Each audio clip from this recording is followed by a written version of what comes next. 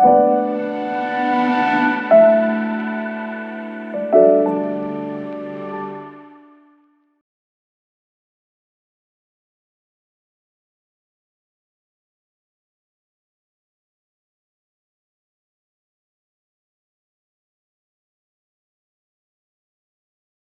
our next and last presenter in this session is Jan Skrobák.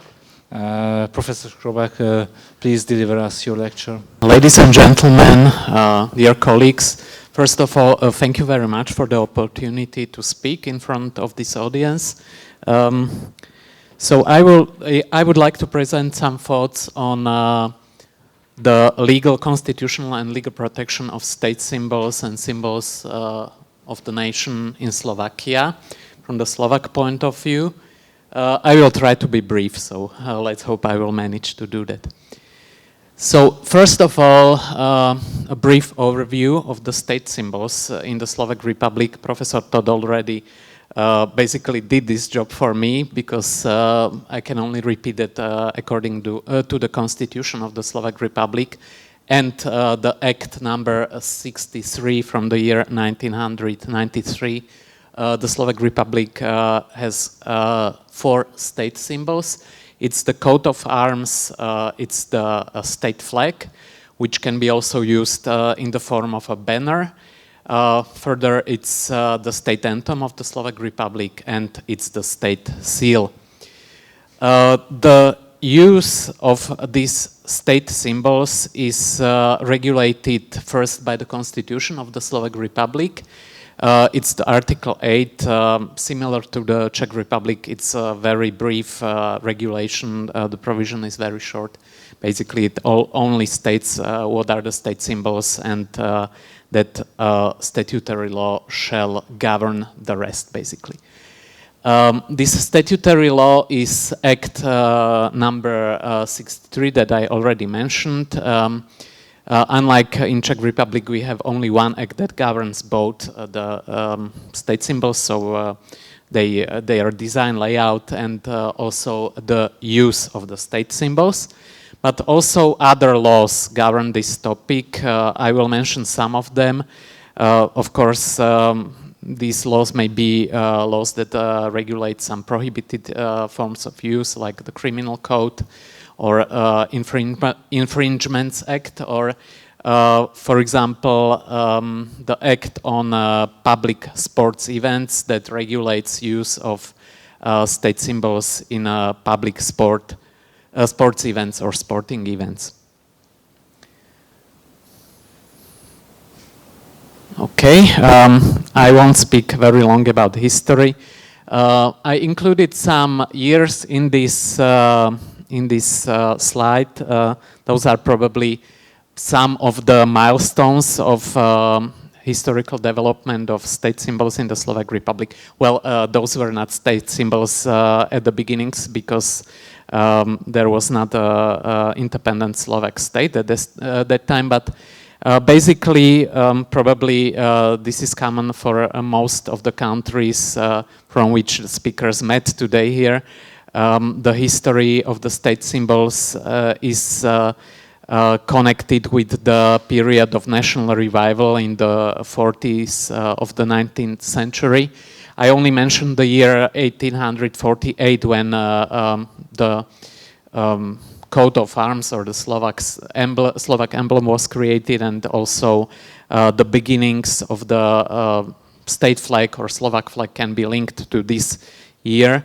Actually, the oldest of Slovak state symbols is the Slovak anthem. Of course, it was not a state anthem back then, but it's a folk song. The melody hails from a folk song, and the words are a poem from the early 40s, from the 19th century. So before the emblem or the coat of arms and before the state flag, the anthem came. The state symbols of the Slovak Republic, further milestones were year 1918, when the Czechoslovak Republic was created, and Slovakia became a part of it. So this was basically the first time that national symbols of Slovaks were included into state symbols in a layout that is similar to the current one. In the years 1939 to 1945, that was the war period, of course. That was the first time that independent Slovak state existed. It was the wartime Slovak Republic. So at that time we can really speak about symbols of an independent Slovak state for the first time.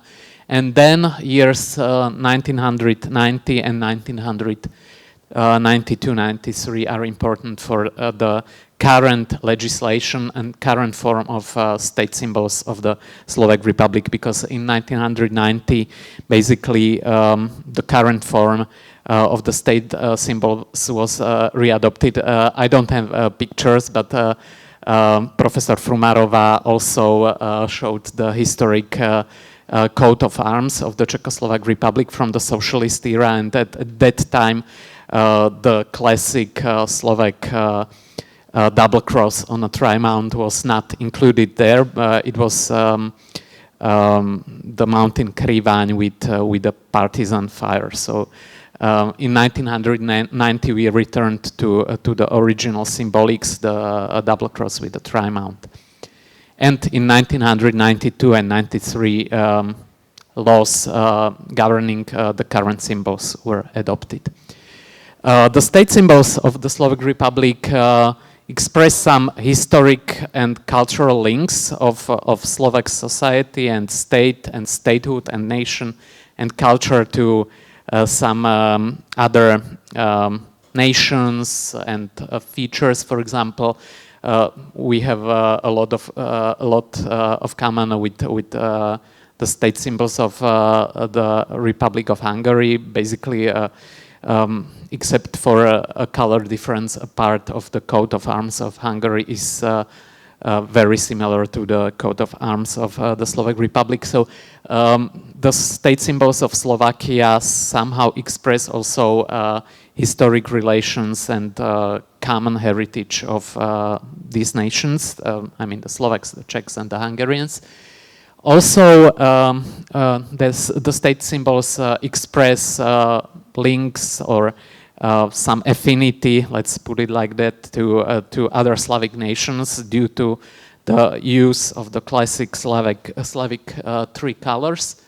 Also, and I think this is rather unusual because not many coat of arms or state symbols in the world feature in such a predominant or dominant way a symbol that is also a Christian symbol. So in 3 of our 4 state symbols, the double cross has a prominent place, so it also expresses the strong link between the Slovak nation and culture and the Christian faith. Also, the link to the folk culture is obvious, since I have already mentioned that the melody of our state anthem is a folk song, and also the link to geographical features of Slovakia. This slide is probably the most important in my presentation, and it will be also the predominant part of the chapter. It is aimed at the topic of the legal regulation of use of state symbols of the Slovak Republic. It follows the structure. First of all, I pay attention to positive and negative legal protection of state symbols in the Slovak Republic. What does that mean? A positive protection means that the laws, the constitution and the laws govern who and in which manner may use the state symbols, and negative protection states who may not use state symbols or in which ways they cannot be or shall not be used. So basically the aforementioned Act on State Symbols regulates the scope of entities that may use state symbols in relation to two groups of entities. First of all, those are entities that are either state authorities of the Slovak Republic or some public entities of the Slovak Republic, like for example, some state educational institutions and so on, and also private persons that officially represent the Slovak Republic. So this is the first group of entities that are governed by this act, and the second group are private persons. So first of all, when it comes to use of state symbols by public entities, by state authorities of the Slovak Republic, what needs to be mentioned, and this goes when it comes to the state authorities, they are not only entitled to use the state symbols, but it is also their duty to use the state symbols in the manner laid down in the Act on State Symbols when they perform their authority. When it comes to private persons, the regulation in the Act on State Symbols is rather brief, there are no many provisions that govern this, but we shall remember that according to our constitution, everyone is entitled to do everything what is not prohibited by the law. So in some cases, for example, when it comes to playing or singing the national anthem, the only requirement that the Act on State Symbols posts is that it should be done so in a dignified manner. So this is the basic and most important duty of private persons when they use state symbols, that they should do so in a dignified manner. In my chapter, I also pay attention to some specific levels or situations where when the state symbols are used, like for example, their use in business, including the opportunity to include state symbols into designs of products, or I also discuss the possibility to, for example, to register a state symbol as a trademark. Of course, it's not possible because the Act on Trademarks does not expressly rule this out, but there is a provision that symbols of high symbolic value cannot be registered as trademarks. So it's not expressly in this act that state symbols cannot be trademarks, but they cannot be registered as trademarks because they are symbols of high symbolic value. When it comes to the possibility to include state symbols into designs of products, it's not expressly ruled out in the Act on State Symbols. So in this case, my conclusion is that it can be done, but with the requirement that it must be a dignified use that respects the status of this symbol as a state symbol. So basically it is possible, since the law does not prohibit it, to include state symbols in designs of products, but in a dignified and appropriate way.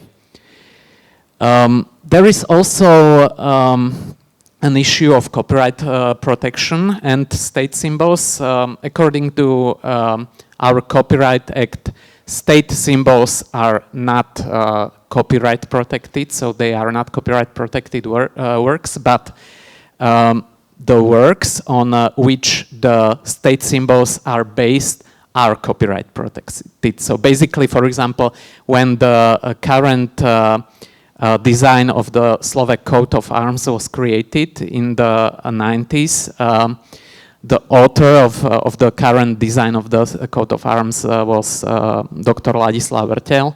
His work as such is copyright protected, but as the basis for creation of the current layout of the coat of arms, but the coat of arms itself is not copyright protected.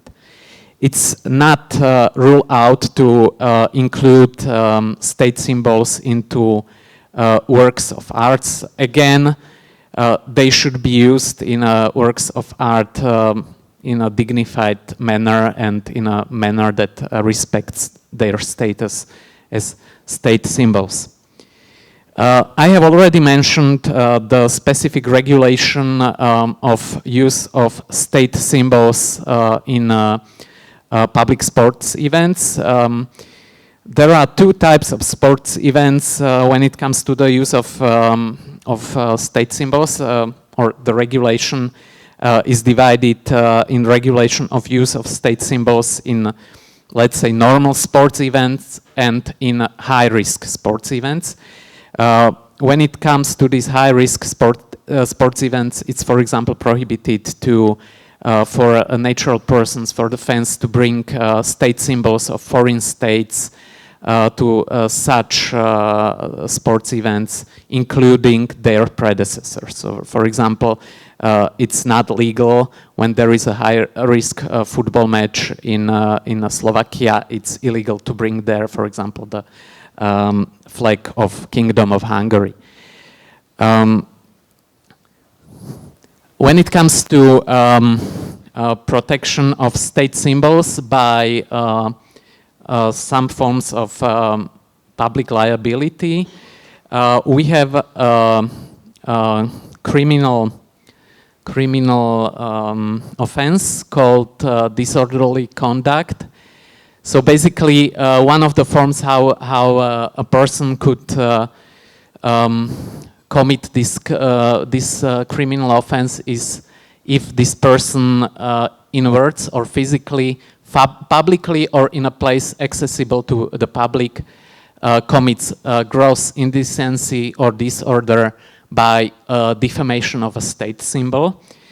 What's important, this is aimed not only at Slovak state symbols, but it also includes state symbols of other countries. So also by defamation of state symbols of other countries, one can commit this criminal offense. We also have a minor offense, infringement, in section 41, paragraph 1, point A of the Infringements Act.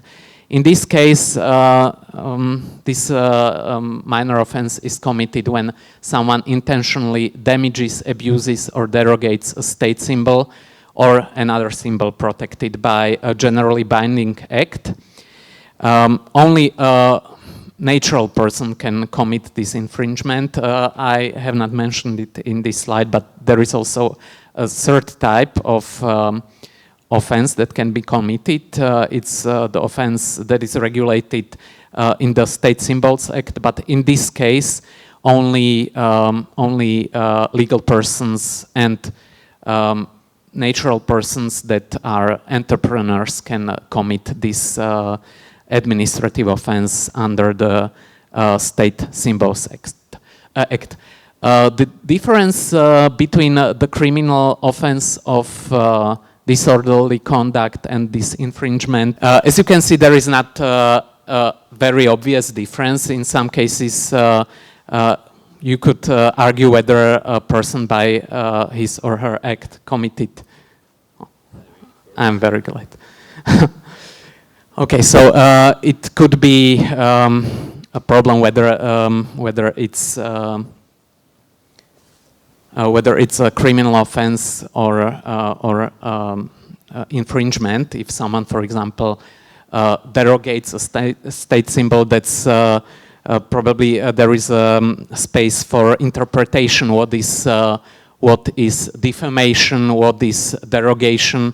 Of course, the main difference is the severity of the action. So in cases when the action is more severe, more socially unacceptable, more dangerous, it will be probably a criminal offense. Also, another difference is the fact that the criminal offense must be conducted publicly, or in a place that is accessible to public, whereas the infringement must not be committed publicly. I will also briefly mention national symbols in Slovakia. So far I spoke about the state symbols of the Slovak Republic. Actually, we have some national symbols that are regulated as such by laws. We have some national symbols that are regulated by statutory acts, but they are formal, but they are not explicitly regulated as national symbols. And then there is a third group of national symbols, informal national symbols that have some symbolic value for Slovakia and for the Slovaks, but they are not regulated as symbols by law. We have three formally acknowledged national symbols. The first of them, emblem of the coat of arms and national symbol, are regulated by the State Symbol Act. And the third, the city of Martin, that is maybe something that is unusual in the context of this conference, because I haven't, so far no one mentioned that a specific city, except for the capital, should have a status of a formal, legally regulated national symbol. But when it comes to the city of Martin, that's a city in northern Slovakia. It's a center of national culture of the Slovaks since the 19th century, and it's also explicitly regulated as a national symbol.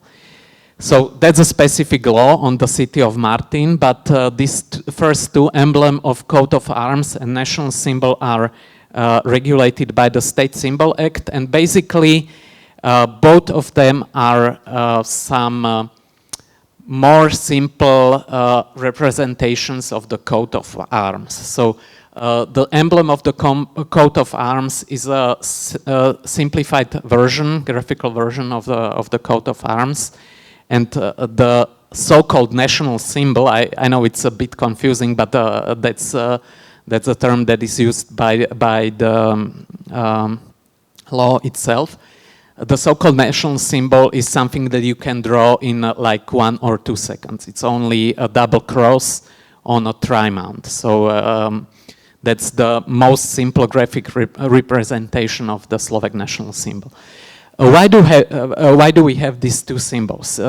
It's quite new, this regulation. I think it was adopted in the year 2019, I think, or 2018, I'm not sure now.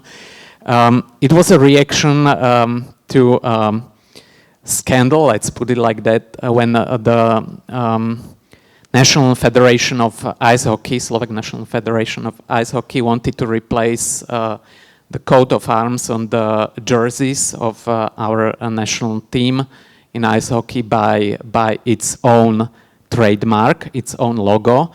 And this logo, it was basically a stylized coat of arms where the double cross, not the double cross, the trimount was replaced by 3 ice hockey sticks.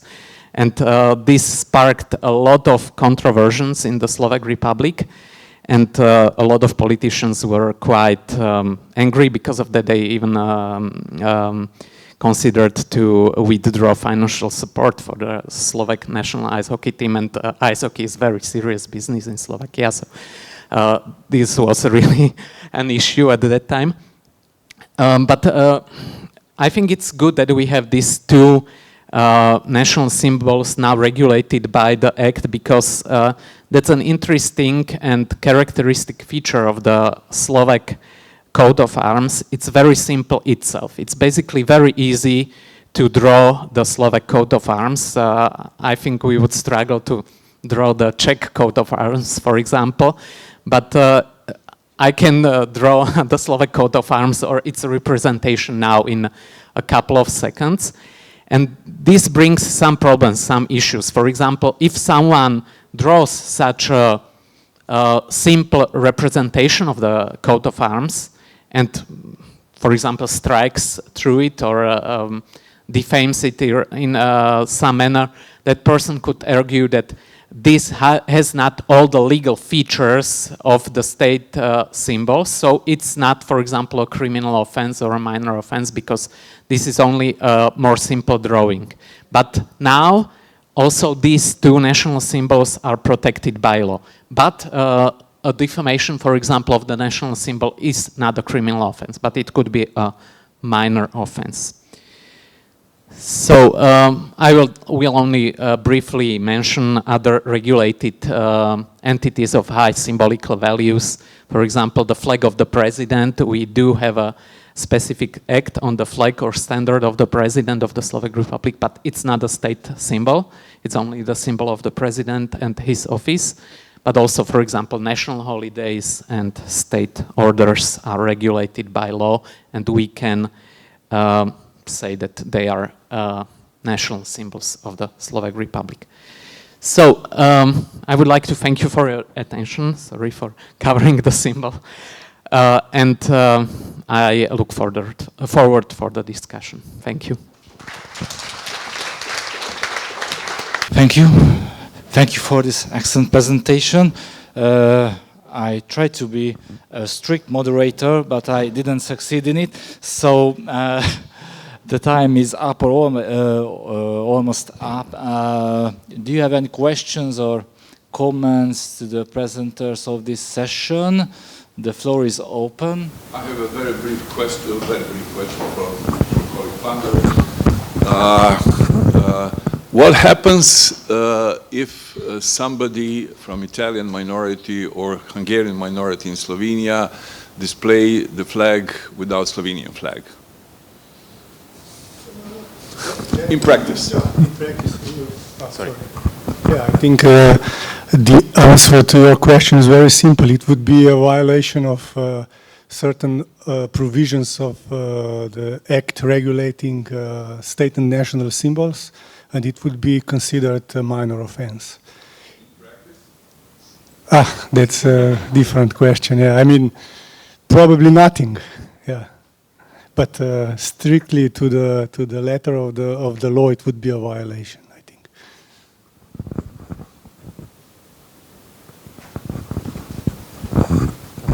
Any other questions or comments? Then I close this session. Thank you for the presenters for these presentations, and we will meet here in 15 minutes.